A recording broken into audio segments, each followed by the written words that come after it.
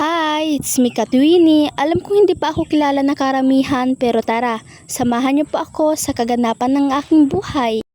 Maaga nga palang nagising sila mama kanina. Dahil nga ngayong araw ay magsisimula na kami sa pagtitinda. Akala ko po talaga ngayong araw ay may pasok. Paano ba naman kagabi ay nag-announce talaga na may pasok ngayon? Kaya ang akala po talaga namin na kahit malakas yung ulan ay may pasok pa din. Buti na lang po talaga ay maaga pa lang ay nag-announce na. By the way, ito nga pala yung aming ititinda ngayon. Meron ditong pansit, pinakbit at bagoong na niluto. Kailangan na nga pala itong idala yung mga paninda doon sa tindahan. Kaya naman po ay sumunod kami sa pagpunta dito sa tindahan upang ibigay itong mga pansit na naiwan sa bahay. Pagpunta nga pala namin dito ng aking bunsong kapatid ay na-arrange na nga pala ito nila mama. At kung naghahanap nga pala kayo ng mga paninda na kagaya nito ay magpunta lang kayo dito. Dahil nga hindi pa nagkape sila mama at papa ay nagtimpla na ako sa kanila. By the way ay may isisingit nga pala ako dito sa aking vlog dahil nga may nagpa-shoutout sa akin. Shoutout kay na Just Smith, Gian Palacio, Sunny Gomez, Justin Altarejos, MG Henson, Jelian Torion at kay Noli Aganan. May iba po talaga dito mga Katwini na nagpa-shoutout na sa akin dati. Fast forward ay ito nga pala yung aming kusina na hindi pa natatapos. At ito naman yung aming kwarto. At kung napapansin nyo nga ay napakakalat pa talaga dito sa amin. Dahil nga ay wala pa naman ako maraming ginagawa ay nagwalis na muna ako dito sa loob. Alam nyo po ba na wala talagang tigil yung ulan simula pa kahapon at hanggang ngayon? Sana nga ay pupunta kami sa school kahapon dahil nga ay entrams pa din. Pero pagkatapos ng simba namin ay nagkaroon kami ng meeting. Pero yung plano talaga namin mga Katwini ay pagkatapos ng meeting ay pupunta ba din kami sa school. Kaso nga lang ay hindi talaga tumigil yung ulan kahapon. Kaya yun ay hindi na lang kami tumuloy. Fast forward ay sa mga oras na yan ay may bumili na nga pala sa amin. Sabi nga pala sa akin ni mama ay samahan ko nga pala siya sa pagbili ng saging. Pero yung sagot ko sa kanya ay hindi ako sasama. Paano ba naman ay hindi talaga maganda yung pakiramdam ko simula pa kahapon. Dahil nga po ay ayaw kong mag-isa lang si mama sa pagbili ng saging ay sinamahan ko na lang siya. Hindi kami nakabili ng saging mga Katwini dahil nga hindi pa ito hinog. Yung reason po talaga kung bakit kami bibili ng saging na hinog dahil nga mamayang hapon ay magluluto kami ng turon. May mga saging kami doon sa bahay kaso nga lang hindi pa yun hinog. Fast forward mga Katwini ay sumunod nga pala sila tita sa pagpunta dito sa tindahan. Maya-maya nga lang ay bumalik kami dito sa bahay dahil nga ay kumuha kami ng mga pagkain kasi nga hindi pa kami nakapag-almusal. Kasama ko nga pala dyan yung papa ko at yung kakambal ko sa pagpunta dito sa bahay. Fast forward mga Katwini ay bumalik na nga pala kami dito. Grabe talaga yung buhos ng ulan sa mga oras na yan. Dahil nga ay nakakagutom na ay kumain na nga pala kami dyan mga Katwini. Update ko nga lang pala sa inyo mga Katwini na yung pinakbit at pansit ay naubos na nga pala. Ang saya lang kasi sa pakiramdam kasi naubos yung pansit at pinakbit. At dahil nga po ay naubos na ay kinuha ko na nga pala yung mga lalagyan. Maya-maya nga lang mga Katwini ay umuwi sila mama dahil nga ay mag-aasikaso muna sila doon sa bahay. Kasama ko nga pala dyan yung tita ko. Habang nga pala wala pa dyan sila mama ay kami muna dyan yung tita ang nagbantay ng mga paninda. Fast forward ay bumalik na nga pala sila at nagdala sila ng mga lulutuin na merienda ngayong hapon. Nagdala din sila ng gasol. Dahil nga ay masyadong mahaba itong mga stick ay pinagputol-putol ko muna ito para sa fishball at kikiam. Sa mga oras nga na yan mga Katwini ay naghanda na si mama ng lulutuin niya. Binuksan na nga namin yung kikiam at fishball. Bago namin nilagay yung mga fishball ay pinainit na muna namin yung mantika. Maya-maya nga lang mga Katwini ay nilagay na namin ito. Hindi na muna pala uubusin ni mama sa pagluto nito ng kikiam at fishball. Sayang naman po mga Katwini kung lahat ay uubusin niya sa pagluto ng kikiam at fishball. Kung hindi lang pala maubos at kakainin nga lang pala namin yung sobra. Tapos na kami magtinda sa mga oras na yan mga Katwini. Kaya nag-asikaso na kami upang umuwi na. O siya hanggang dito na lang muna. Don't forget to share, like, and comment. Thanks for watching. Bye!